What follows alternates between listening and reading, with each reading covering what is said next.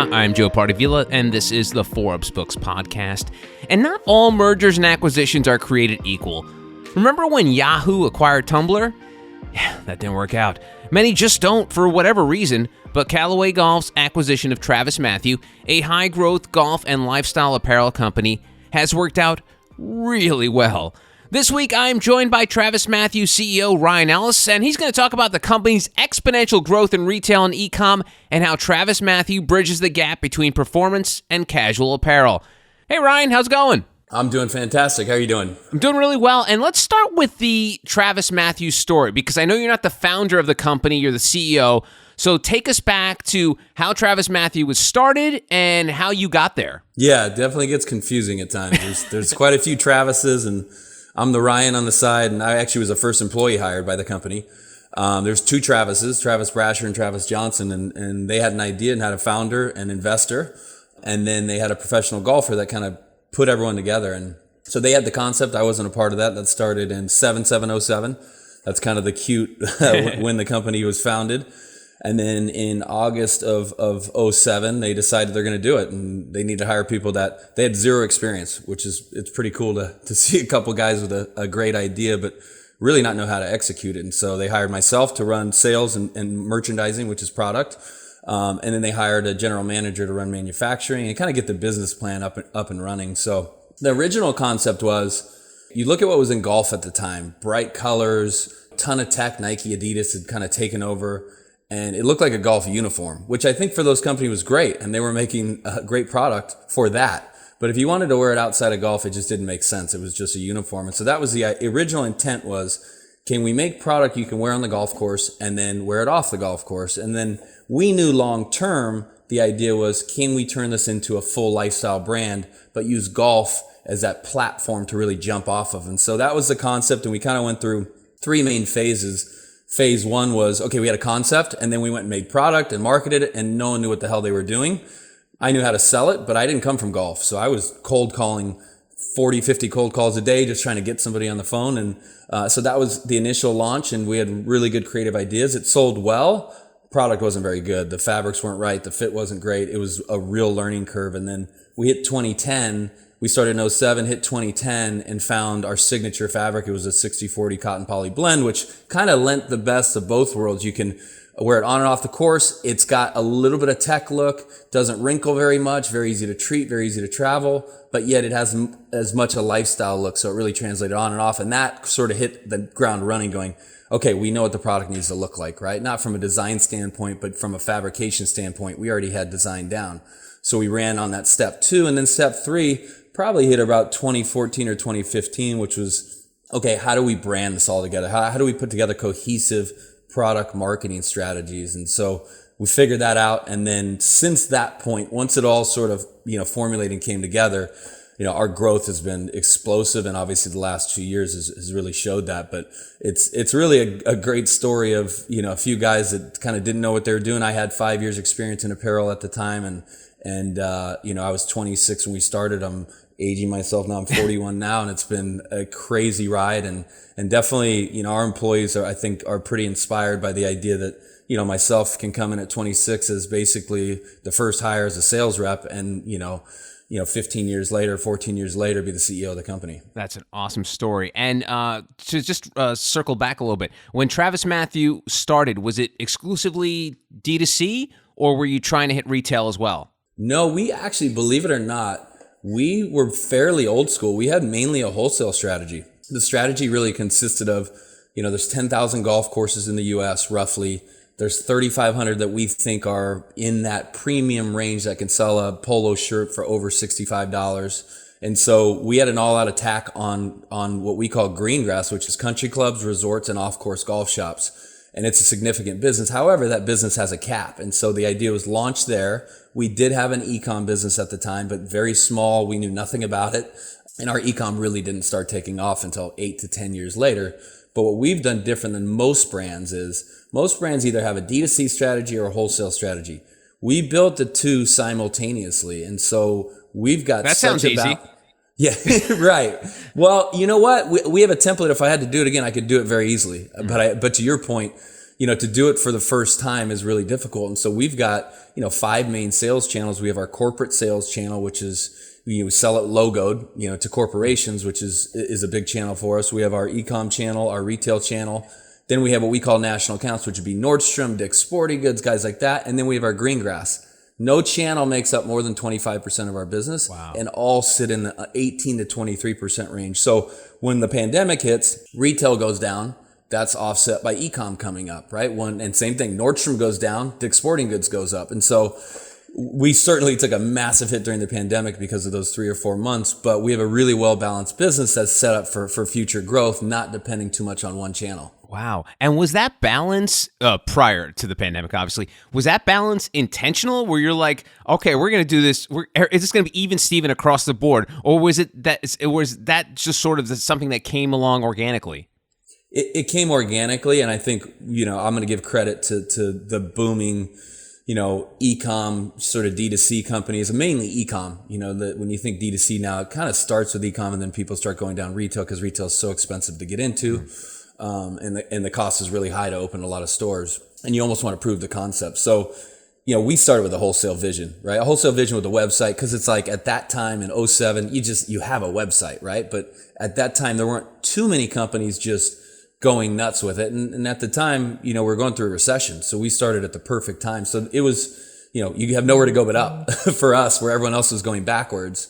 And so, it was a wholesale strategy. We didn't know the corporate channel at the time, but certainly Nordstrom was on our radar. We were in Worldwide Golf year 1, and then Greengrass. That was kind of, that was probably 85% of the business until 2012. And then e-com started taking off. We opened our first retail store in Fashion Island, and now we're coming on 30 retail stores right now, opening about 10 a year. So that's going, e-com and retail are almost even in terms of dollar volume, and they're both growing at a very high rate because we're opening that many stores, and we've got 30 stores. Every single store is profitable for us. Talk to me about the brick and mortar. You're growing exponentially. It sounds like if you had at 10 stores a year, something like that. Yeah. Well, what happened is we opened Fashion Islands in our backyard in Newport Beach. It was very successful.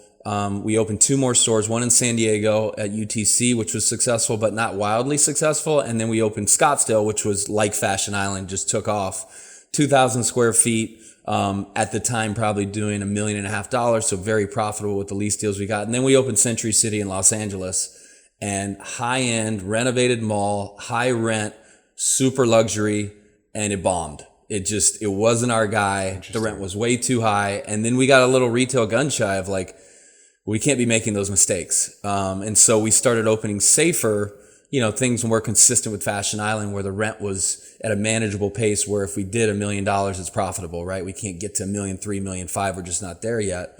And then when we hit 2019, we started ramping a lot, and we got to 15 stores at the end of 2019. Pandemic hit, and we went to our owners, Callaway, said, we want to double down on retail. We're in the middle of a pandemic. Retail's our business. It is coming back. I know everyone's saying it's not going to. It is going to come back, and it may take 2 or 3 years.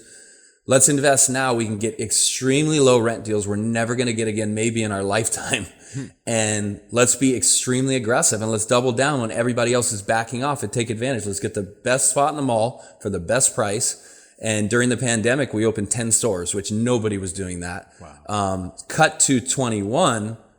We were 50% for comp doors over 2019. So not only did it come back, it came back way quicker than we thought it would come back.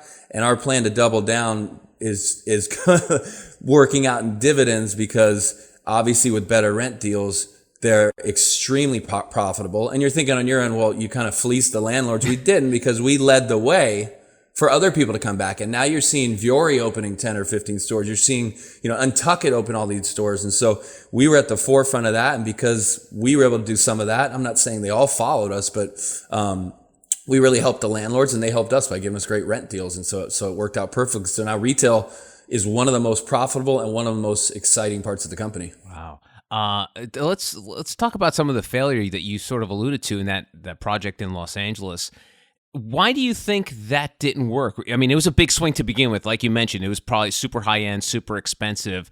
Why do you think now, years later, why do you think that just didn't work out? Well, good news for you is it did, because it's profitable now. It didn't work out because of expectation. We've been, being a private company until 2017, we've beat into our employees' head, in our head, everything's ROI. It's all return on investment, right? If we can't, we're not a marketing company. We are now, but at the time, we're not doing things just to do them, right? We're doing it to make money. And so our expectation for a Century City store, which is, it's been incredible brand play. We've had so many celebrities, athletes walk through there, and it's a beautiful store. It's one of our nicest looking stores. It has a different layout than our other doors. But our expectation was, well, we just opened 3 stores and they're very profitable, so this should be very profitable. So it was a loss year 1. It was a small loss year 2. It was a break even year 3. And in year 4 now, it's actually profitable. So when you look at it compared to our other stores, it just doesn't line up. But when you consider the brand play, it actually is good. So I've been shifting the mindset of our people as we've went from kind of a small medium to now a medium large company, to say, hey, we've got to start looking at things differently. It's not just all about ROI. It's about brand. It's about loyalty. It's about following. It's about customer capture, right? Those are things that are important to us, where we're big enough. We can spend a little bit more to go acquire that without requiring we get it back, right? When you're private, it's everything goes to the bottom line. And now certainly we have a strong bottom line, but also we got to think about future growth 2, 3, 4 years down the road. So if you could take me back 4 years ago, would I open up Century City? I absolutely would do it again, because it's been a great brand play and it's actually making money now. And what we're seeing with our stores is, normally in retail, you'd see that year 2, year 3, that 10, 8, 6% growth. We're growing 25, 30% in year 3 and year 4 of our stores. So even if it looks a little ugly at first, by year 3 or 4, it's going to look really strong. And fortunately for us, Century is the only one that looked ugly year 1. The rest of the stores profited year 1. And why do you think it took so long on that one? Like you said, the other ones took off on year 1. Why do you think was it just brand recognition by then? By 3 years in, people knew the brand and recognized it and knew that, okay, I can just get by at the store. Was that the issue? What do you think it was? No, I think that's a great question. I think the bigger issue is we're not a luxury brand, right? We're a premium brand, but we don't fit. If it's Gucci, Prada, if you throw us on a row with those guys, we're in trouble. And that's a luxury mall. And you think about North Park, in Dallas, you think about Aventura in Miami, you think about these luxury malls, and they get massive foot traffic, but that's not our specific foot traffic. Our brand, I've always believed, and Travis and I had disagreed on this for a little bit. He thought it had this sort of niche concept. And to me, this was always kind of the elevated everyday guy, right? It's definitely a premium brand, but it's approachable, it's affordable. One of the sayings we have is, we're having a party and you're invited. And I always wanted this to be that. This isn't stuffy New York, we're having a party and you wish you could be there. This is like, hey, let's bring everybody in. Like, everyone can do this. This is a brand my dad can wear, and I don't look at him and go, you're just trying too hard. What are you doing? But yet I can wear it and still feel pretty cool in it. So, that, to me, that's what it is that's not that mall. That mall's a little, for lack of a better term, a little more pretentious and a little more bougie. Cares not, I don't want to say too much how they look, but I think our guy doesn't care that much, and he cares and he wants to look better, but his life doesn't revolve around it. And I think, that mall is definitely, the luxe brands are doing really, really well. And the brands like us and some of the brands I mentioned, aren't performing as well. But again, I'm Century City. If you're listening, we're doing really well and we're very happy right now. It's funny too with those luxury stores. What a lot of people don't realize is most of those luxury stores, and this is the difference between TravisMathew and those stores. They if they sell one purse, they're good for the day. But if you sell one shirt, that's not so good for Ryan, right? No, you're exactly right. Yeah, you need foot traffic, to your point. It doesn't just come with, getting a few people in and having to buy $1,500 each. I mean, that does happen for our brand, but to your point, you're going in a Gucci or a Prada, one item might be 15 grand, 20 grand, 50 grand. And so, yeah, they don't need that customer count. And I'll tell you what, I've been in a few of those stores lately. The demand for that type of product seems to be way up too. It's pretty incredible. Oh, it's crazy. I've been to a few malls within the last few months, obviously during the holidays. And a lot of stores have kept a lot of the, the head counts and, restricted and stuff. The only stores that had any lines were the Louis Vuitton, Prada, Cartier. Burberry. It's so funny that you're right. And you know what's great about it too? Being I don't think you're a Gen Xer, you're a millennial, but for Gen Xers, those brands, those were for like old white people. Yep. And it's so amazing to see how these brands have branched out where it's like pretty much anybody is going to wear that kind of item. And sort of the same goes to what TravisMathew, correct? That the fact that it's not just a stuffy white guy brand. Well, I'm big into hip hop, and the hip hop culture, they promote the luxe brands like you wouldn't believe. Yeah. And I honestly think they've made them cool again. That you can't listen to a rap song without something being brought up about Gucci, Fendi, right. Prada, or Cartier or whatever, which is awesome. Well, they can afford it. The average person, I'm not sure how they do. Yeah, it's pretty sick. So you did mention a little bit earlier about the fact that you were acquired by Callaway, which it sounds like a pretty big deal because when it comes to golf brands, I don't know if there's many bigger than Callaway. Can you talk about how that all came down? Yeah, for sure. I'm not sure how much I can share, but I'm an overshare, so okay. I'll ask for forgiveness later. We went out to sell. Our problem was we just couldn't fund the business. Our investor was, he had made a lot of money on his last venture, but he was putting everything he had into this one. And when you're at the time, we were still pretty small. I mean, we were probably 60 million in revenue, but you could see the trajectory to 60 to 90 to 150, so on. And to fund 60 to 90.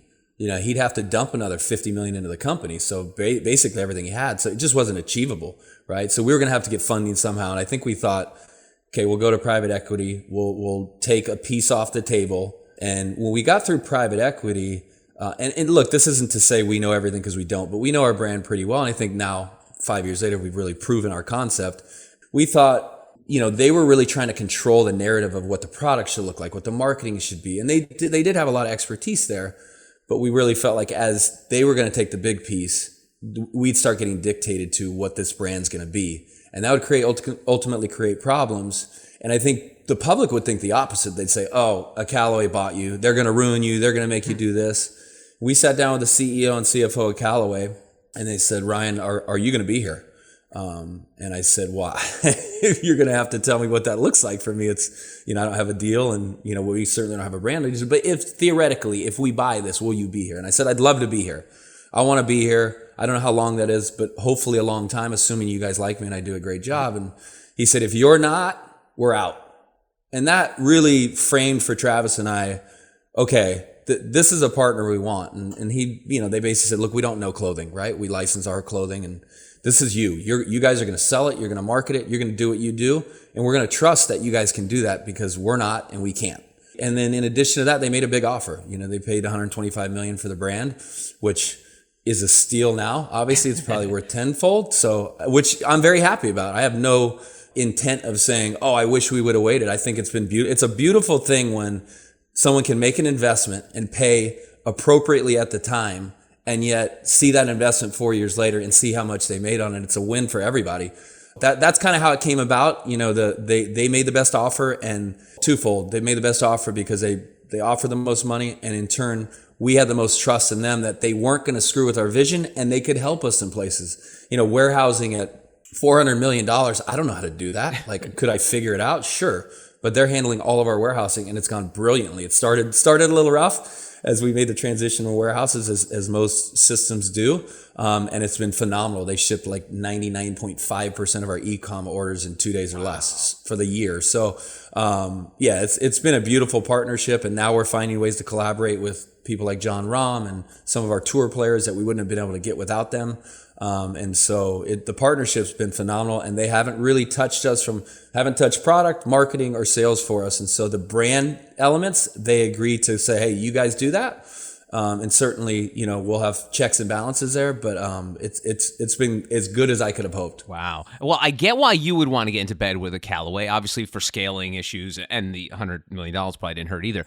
But what was Callaway's interest in TravisMathew, other than the fact of, hey, let's associate ourselves with this really cool hip brand? Why do you think they were so enticed by this potential deal happening?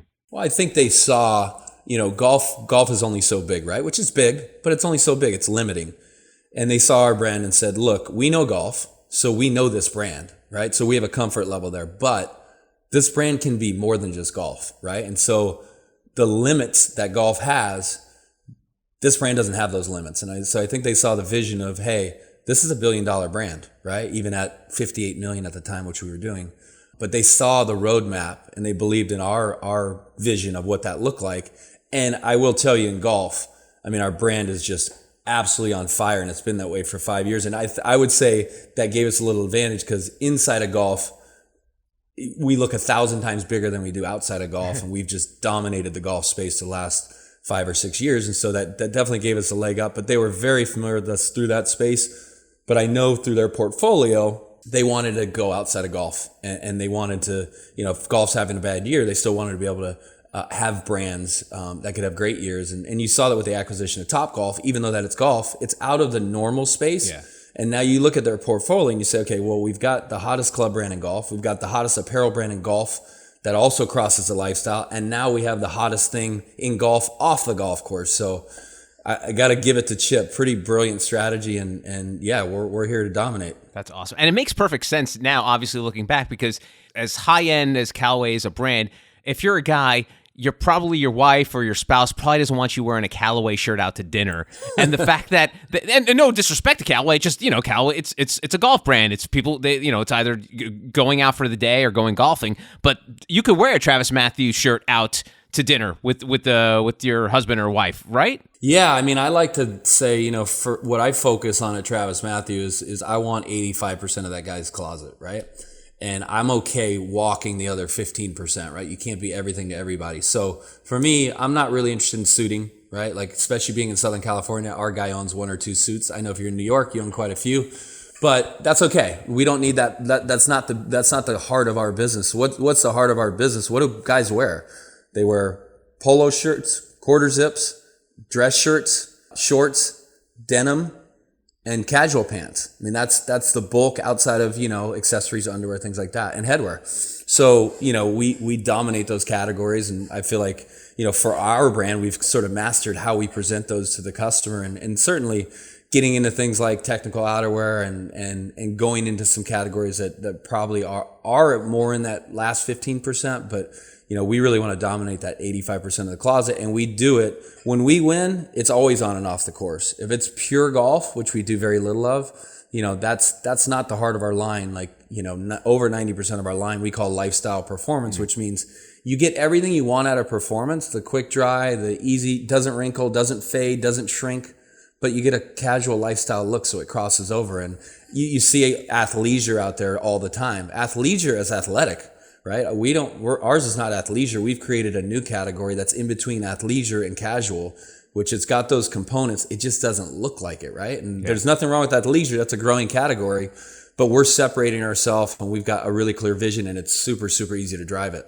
I find it ironic, though, Ryan, that you are, quote unquote, a golf brand, and you sell jeans, which I know, I'm not a big golfer, but I know the sight of denim on a golf course is pretty much, it's like Carrie, blood on the prom queen kind of thing. So talk to me about these other kind of clothing that's, like you mentioned, you're not a golf brand per se, but you're part of a golf brand company. So talk to me about that dynamic. Well, what I'll start with is comfort, and comfort for our brand comes first. And so when I tell you about the fabric we found back in 2010, it was so comfortable. And then it sort of inspired us to go, okay, can we make everything that comfortable but have it look good, right? Because sometimes comfort is drapey, it's sloppy. We want comfort to look good on the body. And so we sort of started that recipe in 2010 and then kind of mastered it, over the last 10 years and really figured out that piece where it's, a lot of female wear is super comfortable, but because it's drapey, it's clean, and it's not flattering on a guy. And so how do we figure that out for men? So we started figuring that out. And then once we got to these other categories you're talking about, like let's take denim. Yeah. Like denim is the best kept secret of TravisMathew. Denim, actually, our indigo denim is our number 1 selling item at our retail stores, which just should baffle you, the fact that the amount of polos. I'm baffled. How did that happen? It's that good. It's literally that good. We just went out and said, we're going to find the lightest weight, softest denim out there. And it's one of those pieces where, look, we don't have the best selling denim in the US. That's because we don't market it the same way. And there's denim companies that do this for a living. Yeah. But the second you put our denim on, you're not going to go back to whatever you're wearing. It's that comfortable. It's that lightweight. And it is specific. It's really summertime, springtime denim. You're not going to wear it in the middle of winter because it's too light. But categories like that where we said, look, we're not going to go into this category until we get best in class fabrication, and then we go. And flannels would be another example of that. We have the softest flannel you've ever felt. We call it the cloud flannel because it feels like you're in the clouds. But it is the softest flannel. I'll put it up against anybody's in the U.S. Now, save Laura Piana, that's a $5,000 flannel. But I'll put it up against anybody's for the price point. It's as soft as there's out there, and that's subjective. And then that got us into the softest hoodie you've ever felt. I can't tell you how many times I get it fed an ad. We've got the softest t-shirt. I buy it every time. Every time I buy it, because I'm like, I got to see it. This is the softest. You say it's the softest in the world. 95% of the time, it's like, this is like borderline soft. I mean, how can you claim that, right? And then I look at our line, I'm like, we actually have these things. We do have the softest fleece. So that inspires us to go, okay, let's build a cohesive marketing strategy. And I think that's what differentiates us. Much like the wholesale and then direct consumer, really, we start with product and then we build marketing stories. Most companies start with marketing and say, hey, if we can tell this story, we can sell a ton of these, which I'm not saying that's not smart. You probably can. But we start with product and go, let's build the best product out there. And then let's tell everybody it's the best. Let's not tell everyone it's the best and then be figuring it out in the process. And do me this, because I know a lot of companies do this. Who is a TravisMathew customer? Like, who is that perfect, you know how they give you like the demographics and where they're coming from. Who's that person to you? And I know obviously you want this to be a worldwide brand, but right now, what's the sweet spot for TravisMathew? Yeah, it's hard because there's the aspirational sweet spot and then there's the actual sweet spot. I think the aspirational sweet spot is he's 35 to 45. He's a business professional. He's got taste, right? He's elevated to, he's making money. He's got a finer sense of taste. He doesn't take himself too serious, right? We just signed Chris Pratt that like is exactly what you think about when you think about TravisMathew guy. Like he looks great in it, but he's not in there posing and flexing in the mirror. Like he's having fun with it. Like he's having a good time and like joking about how he looks because he's probably like a little insecure about how he looks. So I would say our sweet spot is that 35 to 45. If I'm saying who's the main customer right now is probably sitting in that 40 to 60-year-old range. And mainly because you think about high-end country clubs, resorts, the average guy, I mean, if you're going to go spend $20,000 on a membership and $1,000 a month, there's not a lot of 35-year-old guys that have that type of money. So I think we fit for the aspiring, business professional that's got taste, but we certainly live in a pretty wide range there. And you said, it's funny, I said we can't be everything to everyone. And you said, well, what's your real range? I call it 18 to 80, which I know is a little bit absurd. But I mean, you wouldn't tell that to Callaway. That's probably keep that internal, right? I just mean it's a funny brand. It's interesting. Yeah. Everything we put out in terms of here's our demographic, it's crazy, but it's so much wider than especially on the back end of it. There's so many older guys that love our brand. It makes them feel young, and it's true. 50's the new 40, 60's the new 50, and I think our goal from a marketing standpoint is we're going to stay in that range. Like we're not going to I think you've seen brands get older as their guy gets older. Our guy that's older is going to have to evolve a little bit because we're going to constantly be evolving, and we'll stay in that window where the brand stays young and youthful, but it's appealing to, a middle-aged and older person as well. Yeah, I mean, my problem with the TravisMathew website is the fact that it's all these young, good-looking guys on there. I'm like, I don't think I'm going to look this good in those pants or that shirt. Oh, you won't. You won't. Our main web model is the most ridiculously good-looking guy. He's like 6'2", 220 pounds, and half the time he's wearing a medium, and I'm like, this is not realistic, but he looks so good in the pride, and he's such a great guy, and he's on all the shoots, and he's awesome. But yeah, that's definitely aspirational marketing for sure. Good. And you mentioned Chris Pratt. And earlier we were talking about all the other the sort of the golfers that really embraced the brand and became ambassadors. Why was it important to have someone like Chris Pratt? You mentioned the fact that he is very appealing and he does sort of serve as that sort of aspirational model where he's not completely jacked up. Although he got a little jacked up for the Guardians movies, but he he seems like a regular dude. Yeah, I'll try to be as quick as I can because I think it'll be helpful for you to hear the process here. So, when pandemic hit, just like we doubled down in retail, I wanted to double down in golf. I thought, we're getting so lifestyle. I want to make sure our golf consumer understands that we're still rooted in golf as a brand, and that's always going to be a part of our heritage. And at the time we had a good golf team, but we didn't have anyone inside the top 50. And so that was an all out kind of assault to go get a team. And we ended up signing 3 guys inside the top 50 and John Rahm capping that off. John Rahm being the number 1 player in the world right now. So after we knocked that down, I went to our marketing team and we got together and said, I want to sign someone from every major sport. We've got all these incredible ambassadors that promote the brand, but it's just too organic. We're too big to caught seen wearing TravisMathew. Well, who knows that outside of us and our friends? Nobody, right? So why not take an Alex Caruso? Why not take a Jimmy Garoppolo who's buying the product from our stores, then we're sending it to them, and let's reward them for being such great customers, and let's do a deal with them and pay them something financially. We can't go crazy. Let's pay them something financially.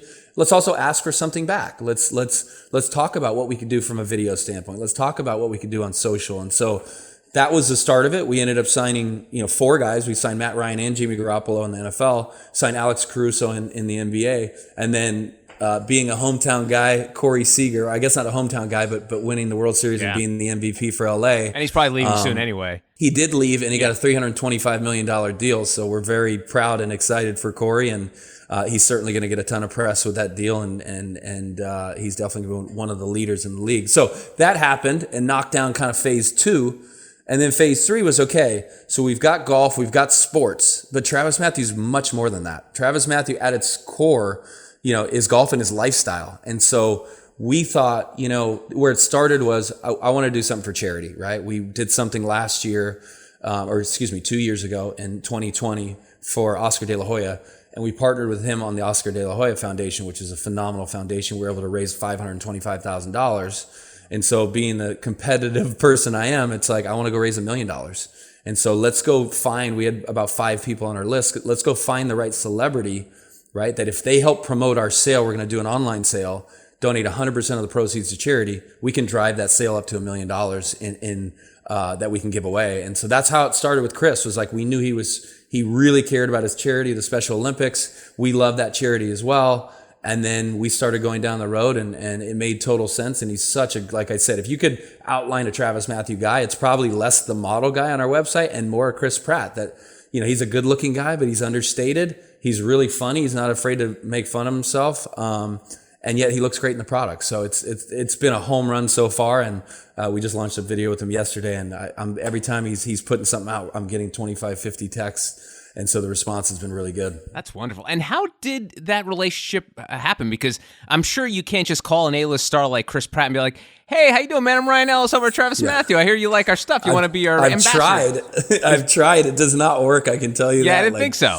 My name is not resonating like it should be. No, I'm just kidding. So how it happened is, and a lot of this is why golf's so important to us too.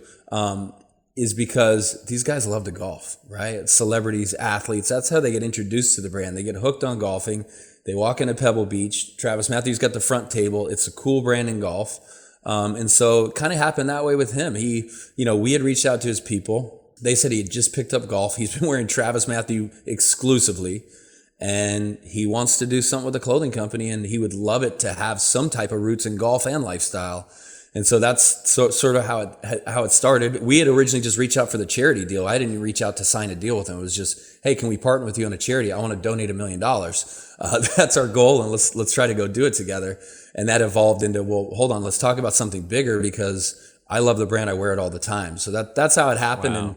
And it happened. His agent's great too. Everything went through his agent, and then obviously we were able to meet him and the team. I wasn't at the photo shoot, but the team just raved about him at the photo shoot. Such a natural, such a nice guy, and was like the easiest shoot to ever work on. And we created 4 pieces of content that are just like, will last us a year.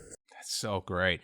And lastly, Ryan, what's it like to you when you're walking down the street or maybe strolling at a golf course and you see just the most random person wearing a TravisMathew shirt?